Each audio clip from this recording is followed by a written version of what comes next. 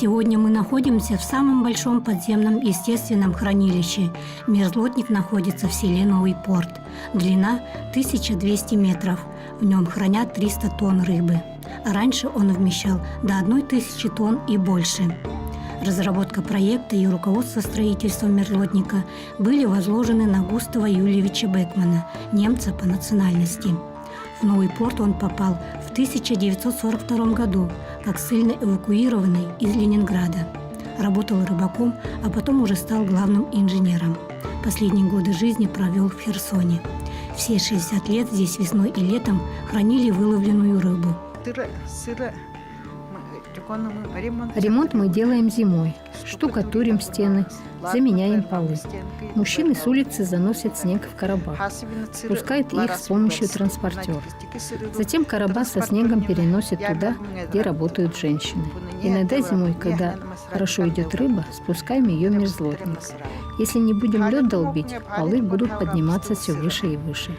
Летом мы здесь храним рыбу, поэтому приводим в порядок хранилище, освежаем, делаем ремонт.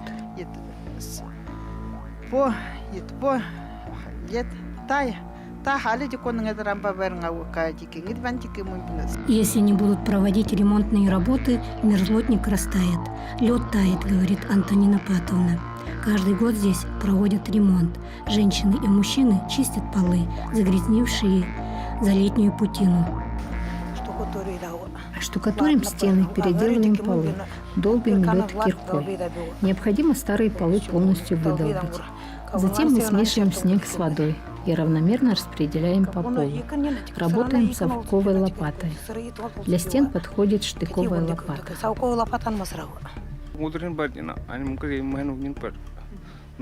Все мы делаем вручную, больше ничем. Мы там, где нужна сила. Например, если есть необходимость что-то вынести или что-то занести.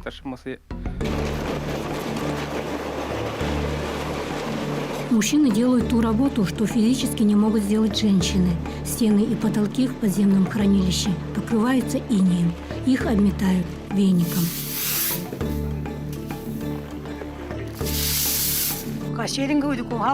Да, нужно все время убирать иней. Мужчины нам помогают. Например, один наверху лопатой очищает потолок от инея. Для стен же используем веники. Каждый год так работаем. Если не убирать, то инея станет слишком много.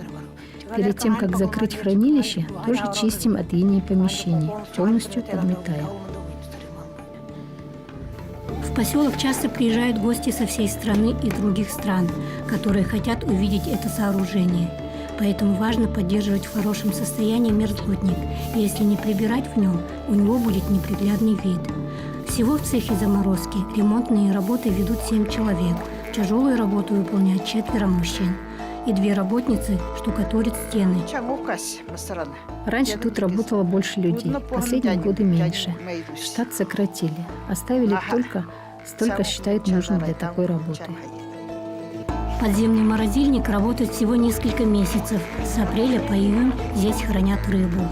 Осенью снова начнут ремонт в хранилище.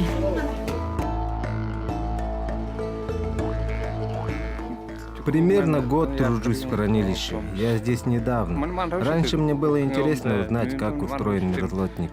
И вот получилось, устроился рабочим сюда. Не скажу, что легко работать, но я жил в тундре, знаю, что такое физический труд, поэтому справляюсь.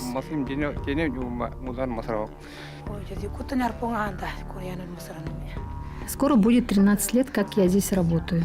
Не помню уже, как пришла в хранилище. Первые дни я работала сторожем.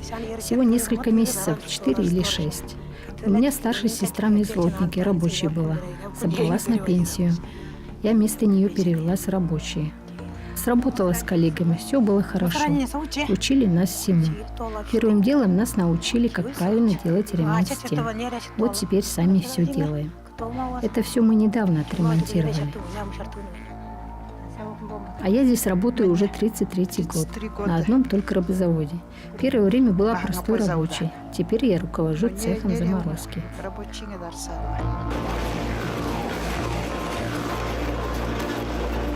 Работникам подземного хранилища выдают спецодежду, варежки, валенки, утепленные куртки и брюки. Зимой на улице мороз. а в мерзлотнике 15 градусов ниже нуля. Но все равно нужно тепло одеваться. Очень тяжелая у нас работа. Физически сильным и выносливым нужно быть, так как все делается вручную. Зарплата около 30 тысяч.